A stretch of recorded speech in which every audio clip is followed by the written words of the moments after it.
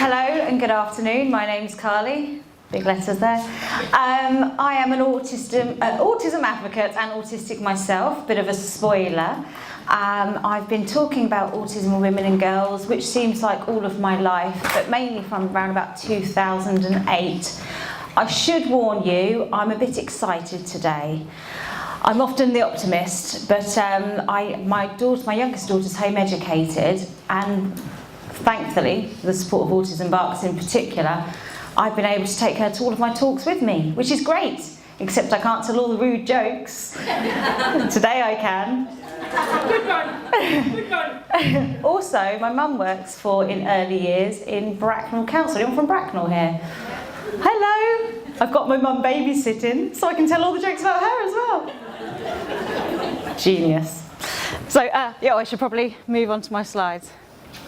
So yes, I am an autism advocate. Wasn't what I set out to be. I wanted to be Gem and the Holograms as a child, but it was a profession that chose me. Started off actually in the Admiral Cunningham pub in Bracknell, doing a sponsored kiss-a-thon in the car park. We raised some money for Autism Barks. That was back in 2008, and somehow, by the will of God himself, we ended up at the United Nations and Parliament. Not directly from then, that would have been a bit lucky. There was a lot of hard work in between. So basically I've been doing anything from raising awareness about women and girls to writing policies, guidelines. Basically I just need to have a t-shirt that says hire an autistic. I will talk about it a lot. In fact, I was very fortunate to be rewarded with an MBE, which really pleased my mum because she got to get a new dress, and it probably stands for must be early, because I don't like being late anywhere. I was here yesterday 2 hours early, and I think about two and a half hours early today, so I'm pretty sure that's what it stands for. But I'm not very good at protocol anyway. But then I had to learn Royal Protocol, which is a whole different ballgame. I had to learn it in about 40 minutes before you go on. And obviously you speak when you're spoken to and you curtsy. I can't ride a bike or swim, my coordination's bad. So that was the first hurdle. And then after I'd done the curtsy, I thought, that's it, I've done the right thing, that's all I need to do. And I was like, good morning. Obviously you have to wait, I'm thinking, oh gosh, this is really, really tricky. And then you wait apparently I've learnt since, you wait to be asked a question before you start talking. So once I'd realised that part, and you can see on the video that we've got home, I go, ooh, you can see the penny drop, and everyone gets around about 3 or 4 minutes. On the video, I think it was about 10, because Princess Royal is incredibly intelligent and she's done charity work for decades. There isn't anything she doesn't know anything about. So of course she asks lots of questions. And when it's a question about your favourite subject, you want to answer them in as much depth as you can. So the video is quite humorous. If I go, oh yes, I'm going, and another thing, and they pan over to my mum and my girls going, my mum is just thinking, oh my goodness, I can't even get her off. Can't even get her to go, calm down, stop. But it was a wonderful, wonderful day. Oh, and that's Parliament. God, I haven't got through the introduction. It's exhausting, this, isn't it? So, yes, these are my world, my children. I'm sure can you still hear me if I do this? You can hear me, okay, that's good. Okay, so I'll do like a little walkabout. So I have 3 children. This is my eldest daughter. She's going to be 21 in July. I can hear you a bit better. Thank you. She's going to be 21 in July. And Chloe isn't autistic. However, I've been catching her lining her Jaffa cakes up quite a lot. And I've spoken to my mum, so if she keeps lining Jaffa cakes up, we're going to have a little chat about that. But so far, so good. And then Honey here is going to be 17 in a few weeks. And she was diagnosed with Asperger's at 6 years old. The waiting time then was 12 weeks. And when I mention that to parents now, they hate me. But that was that was back in 2008. And then my youngest daughter here, Cherish, was diagnosed at just 2 years of age, just autistic. And they've been coming around, there they are at the UN. I just drag them places. But they do genuinely enjoy it, and they did some work for Girls International as well. So having 2 autistic daughters, when I didn't realise I was also autistic, was a bit of a worry. It was a worry not so much for me, but for all of the people around us. I can remember one educational professional saying to me, it's impossible for you to have 2 autistic girls. Autism only happens to boys.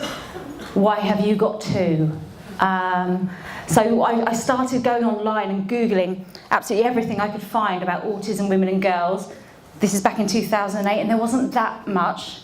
But what I did find, it was as if someone had watched my life from birth, taken minutes and just shoved it on the internet for me to find as an adult. And it was actually terrifying, but also a really big relief. So I started to then look into my own diagnosis, which, I'm going to put this back there, it's actually quite heavy. Oh, that's better. Which didn't go very well. That's putting it quite mildly. I went for a diagnosis at 27 and I was told on paper, everything you're writing, it looks like you're autistic. Although those quizzes, they can catch you out, which I'll come on to in another slide. And so, what are your hobbies? I said, I really enjoy acting. And they said, well, if you enjoy acting, then you probably can't be on the autistic spectrum because autistic people don't generally do that. Now, this is going back a long time ago. And the doctor that didn't diagnose me, we're actually really good friends now because we had to do a conference about 6 months ago about women not getting diagnosed at their first assessment. And I had to do this with a doctor, and the doctor in question happened to be the doctor that didn't diagnose me at my first assessment. That was awkward. And it was this big, huge elephant in the room, and he said, should we not talk about this till we're on stage? I was like, you're brave. And it was really good, actually. It was really insightful, and it was very, very useful to see how far things have come since then, because that was given away my age 10 years ago. So so then I started doing a lot of advocacy for my girls. I was fortunately invited to the National Autistic Society. Now remember, my career so far had been the Admiral Cunningham car park, and then I get an email saying, would you like to come and do this thing at the NAS conference? Yeah, sure, Harrogate, brilliant. You're going to have to stay over, ring my mum. I get to have a night in the hotel to myself as well, okay then. And so I go, and nothing could prepare me for the size of this room. It was huge, and there were doctors from all over the world, psychologists. Oh, it was amazing. And there's me in my leather skirt. And so I started talking about autism, women and girls, and I was given a lady to kind of, I think, just to be my friend for the day. That lady's name was Judy, an older lady, which you'll forgive me for saying, maybe in her 60s. And I thought, Judy's really nice, she must probably be a volunteer. She's really lovely, and she keeps asking me if I need a cup of tea and if I'm all right, and I really like Judy. And at the end of the day, they said that join us for dinner, thinking it might be Nando's. I was wrong. It was a very nice dinner, and everyone starts giving out business cards. And I haven't got any, so I'm like, pass us a napkin, writing on that, passing it through, and I lined up my business cards perfectly. And Judy next to me said, oh, you might want this card. So she gave me the card of Dr. Judith Gold. Now, Dr. Judith Gold is one of my idols. In 1981, Dr. Judith Gold, I've researched her work for the last 5 years. Dr. Judith Gold was the lady with the late Dr. Lorna Wing OBE, who actually coined the term Asperger's. If it wasn't for these 2 women, British women, who had found Austrian papers from Hans Asperger, Asperger's would never have existed. Anybody that's autistic and has the ability to talk would never have known they were autistic. And I went, oh my goodness, do you know Judy Gold? And she went, no, I'm Judy, I'm Judy Gold. And I was like, oh my God. So I was like, I'm going to have to run out and have a fag. I've given up now. So I ran out, had a cigarette, I did a Facebook status, very important. And I came back in and I said, I can't, and I'm sat there going, I'm sat next to Judy Gold. I'd been with her all day and not realised. And then she said, you might want to be in touch. I thought, that's nice. Penny still hasn't dropped. And then I went home and I started watching a documentary about monkeys. And they'd done this experiment with some monkeys, and half the monkeys had theory of mind because they'd given them a mirror. They'd given them their self-identity.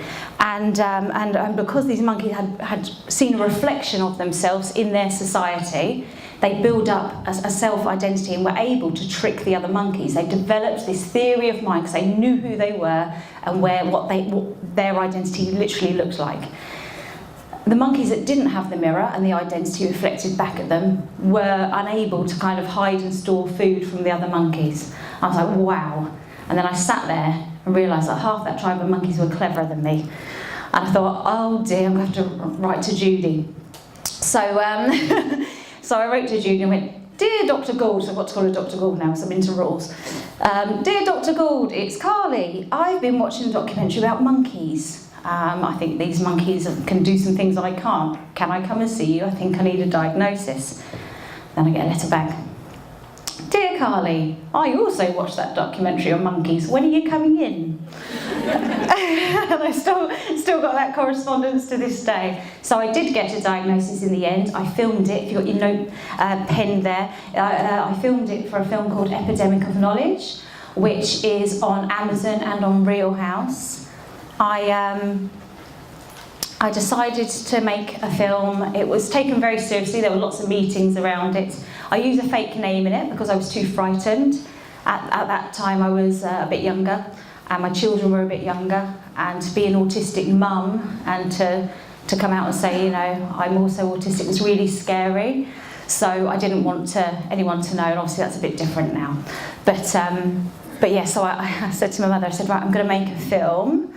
And the whole thing cost 200 quid to make, and she said, well, what's the aim of it? I said, I want to get it out as much as I can so nobody else feels as frightened and as isolated about being an autistic woman, kind of coming out autistic.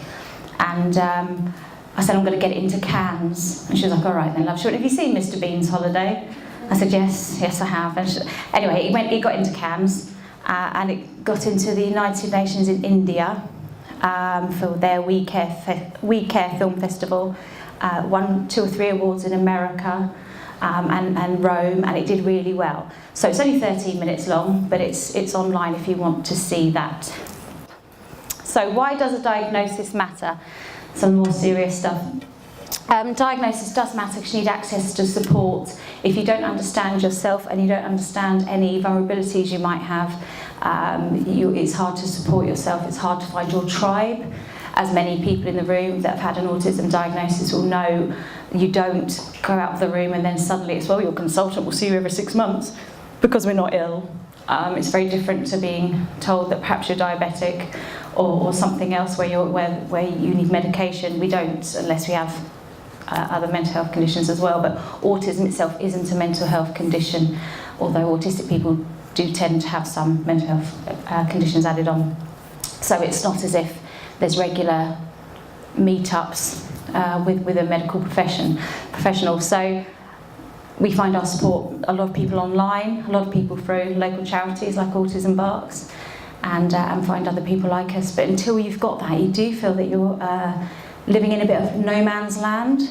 I didn't really feel that I wasn't normal enough to pass as normal, and I certainly wasn't, and I don't like to use the word normal, but I just can't think of another word right now, and I wasn't perhaps disabled enough to then warrant that type of support either. I just felt like I was in no man's land, and diagnosis certainly gave me that sense of self, thinking back to those monkeys. And if you don't have your self-identity, you don't have any self-esteem. I think everything's very much interlinked. And to have your self-identity, you need to have a sense of self and understand your position in the world and where you fit. And I think there's always this kind of suggestion of, should autism be medicalised at all?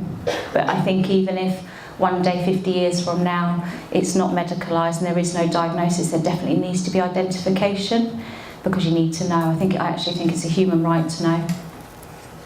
So family understanding. Never forget telling my parents. I was very brave, I did it by text. And I had a text mum and said, Mum, you know the girls are autistic? Yes, dear. I am too. And she's like, that's nice, dear. What are you having for tea? And I think it was a bit... Does anyone watch the sketch Little Britain? And Daffy, the only gay in the village. Everyone else knows. It kind of felt a bit like that, like perhaps I was, after that, the last to know. So yes, that was quite interesting. I was very lucky. My family are incredibly understanding. My dad's an engineer. I mean, that's all they need to know about that. And self-protection. If you know you have troubles, and I'll come on to this in a minute, but with kind of social imagination, understanding other people's agendas, and if you know that, you can be a little bit more aware of the choices you make and make good decisions as you best see fit, and ask other people's opinions. I think that's quite important. And also, a lot of parents ask me, well, do I need to give my child this label? Obviously, I don't know the right answer for that, but all I do know is if you don't have that label of autism, you're going to collect every single other label along the way, and most of those aren't as kind as being autistic. So I think it's a lesser of two evils, actually. So yes, here's a picture. I quite like this picture. It's quite old because I was thin then, but it's me and my girls, and I'll never forget that one line, which was, you know, you can't be autistic. You can't have two autistic girls. It only happens to boys. Why am I an autism factory then? If anyone ever says that to you, autistic children, just say, "Here's my production line." I don't really understand that. So what are the hurdles to getting diagnosed? Oh gosh, there's probably more than I've pointed up here, but male-based diagnosis tools. My children were diagnosed with the ADOS, I hope I'm pronouncing that right, and I was diagnosed by a tool called the DISCO, which was actually created by Dr. Judith Gold, or Judy, which was very helpful, and that's explained on the film. It's a very long, semi-structured interview, and it asks all the right questions. So if you were to say to a autistic woman, how many friends have you got? And they turn around and said 1,238.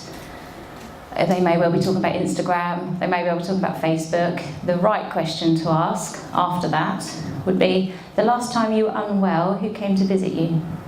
And then you start to build up a picture of what that person's life is actually like. The AQ, which is very much a tick list, I know people that have been caught out on that. I was caught out on that by, do you prefer parties or museums? Well, are we talking like a party like a disco, or are we talking the Conservative Party? Not really sure. We've got to be very careful about those words. I know somebody who had a lot of difficulty with the question, do you like change? Because they said, oh, they love change, but they happen to be a coin collector. So you know, it's about, even the words themselves are up for, they're subjective. So we need to make sure, and the problem is, different kind of areas have different diagnosis tools that they use, different clinicians, and then their training on that is all completely different. So we've got the UK isn't pocket free when it comes to the availability to get a diagnosis. In Berkshire, we've got the longest waiting list in the country. I actually think that's a great accolade, because it means that A, people know the services are good enough to queue up for. B, it means there's less stigma and people are happy to come forward. And C, there's more awareness. So I actually think that's a great thing. Really annoying for all the parents, but it's a good marker of the amount of awareness in that area. So myths around autism. Oh my goodness. Some of the things I've been asked. I've had people ask me if I enjoy sex. I mean, if we just go back a few slides, I do have 3 children, so that kind of speaks for itself. There have been other people that have been said, oh, you must be very good at maths. I have no maths GCSE. I can just about play a DVD player. I'm not going to break the Enigma code. And in media, which I think is media representation, we'll mix it in. In media, it's quite annoying, because if you're an autistic woman kind of over 18, you have 2 choices in media, or 3. A, you're even not there. B, you're a genius, and you're going to win a Nobel Peace Prize. Not going to happen without that maths GCSE, forget that one. So C, I'm a serial killer. That's the only other time you'll hear about autism in the media. Oh, and they had Asperger's, or they were autistic.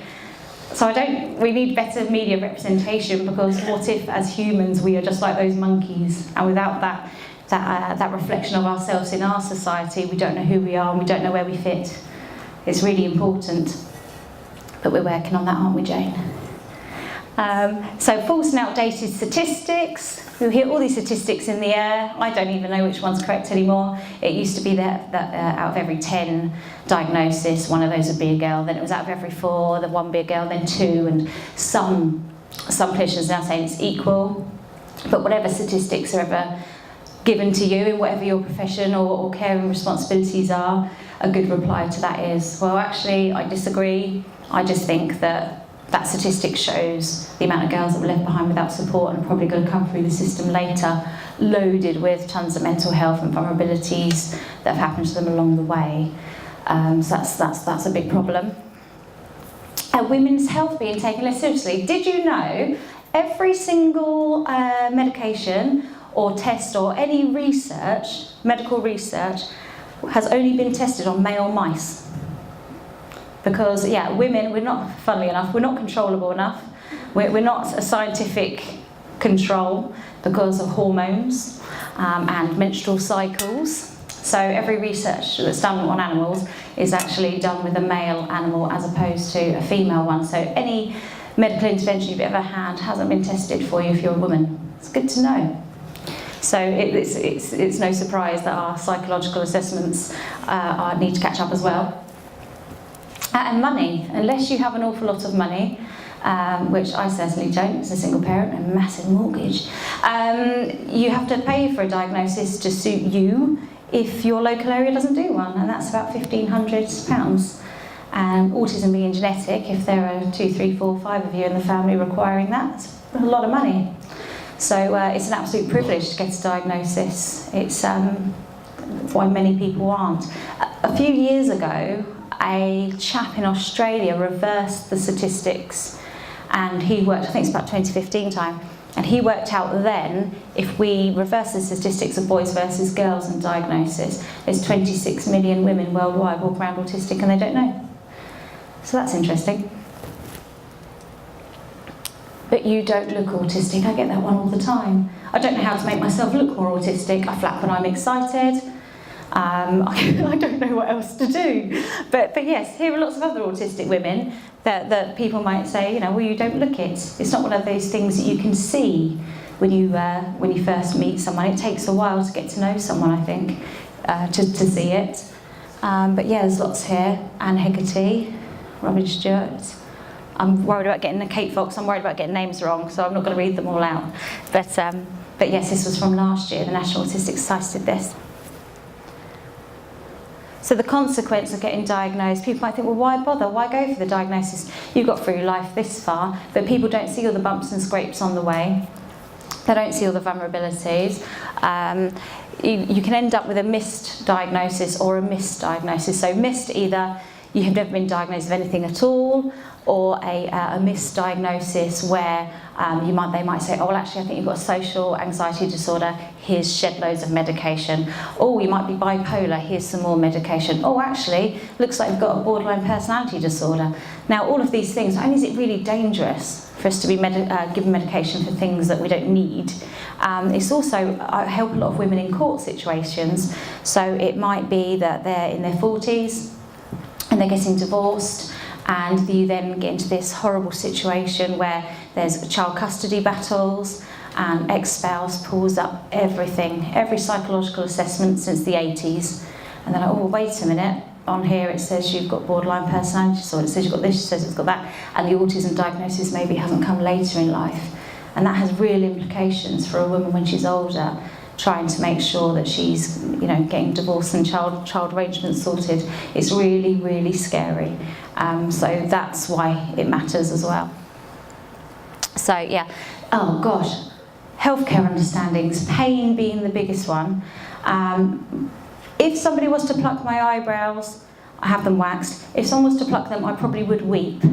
However, I had 3 children without pain relief, had a toothache once at the back, couldn't get an appointment for ages, so I just pulled it out. That was as an adult as well. And I had appendicitis and didn't know. And same for my youngest when she broke her arm. Her arm resembled a croissant. But we got to A&E and they gave her Calpol. Luckily the head nurse came in and said, give that child, I can't remember the name of it, but morphine. Put up the nose because she'd had such a bad break, we just wouldn't know. So you become 1 or 2 parents when you have children like that. You either become the parent that is told off and investigated for some sort of neglect because there might be a minor break from XYZ long ago, or you become the parent like me, which is if they sneeze, you want them tested for pneumonia. So you're very misunderstood by medical professionals because you have to come one way or the other. It's quite hard to actually gather when things are okay, and I always get it wrong because I never really know. So if you have that and you don't know, it's going to be a problem. It's quite nice to have an explanation for it. But if you didn't know you were autistic, you're coming into problems. Labour, oh my gosh. So I had my, sorry men, having a woman's moment, it's like we're loose women up here. When I had my eldest daughter, I just turned 16. The midwife was called Sharon Davies, and she said, I'm not a swimmer. And she was Welsh, that's my Welsh accent. And she wasn't a swimmer. And she said that this was her first birth. And I said, don't worry, it's also mine. And she said, I've been wanting to do this since I was 16, but they said I was too young. I went, I turned 16 4 weeks ago. So that was an interesting start. And I'll never forget that after she was born, lovely, beautiful child. Oh, isn't she nice? And then the doctor gave me an injection in my thigh and said, we've got to get the other one out. He was talking about afterbirth. I didn't know about afterbirth. I thought I was having twins. And I can just remember thinking, my parents were not pleased about the first one. Like, how do I dispose of the second one? I was terrified, absolutely terrified. I thought, I can't go home with two. And in my mind, I was counting the amount of baby grows I brought, thinking, that's not going to last, I've got to find out. Because I just took everything so literally. And I was very young as well. But I just think at any age, you would have taken it literally if you were autistic. So they must have thought, gosh, she's really panicking. And I was frankly terrified. But on the good note, once you thought there were two, then you realise there's one. You think, that's easy, this will be fine. Didn't learn, went on and had another one, didn't I? So yes, misunderstanding in labour can be a problem. Misunderstandings in courts, I've probably already spoken about that just then. Vulnerable in relationships. So, my serious hat goes on. I write a lot of policies, sometimes when they pay me, sometimes just for fun because I think it should be written in there. Just this year there was a CEDAW review, which is Convention of Elimination of just all forms of discrimination against women. It was made by Eleanor Roosevelt. I'm showing my Asperger's. It was made by Eleanor Roosevelt, and it's with the United Nations. It's basically be nice to women.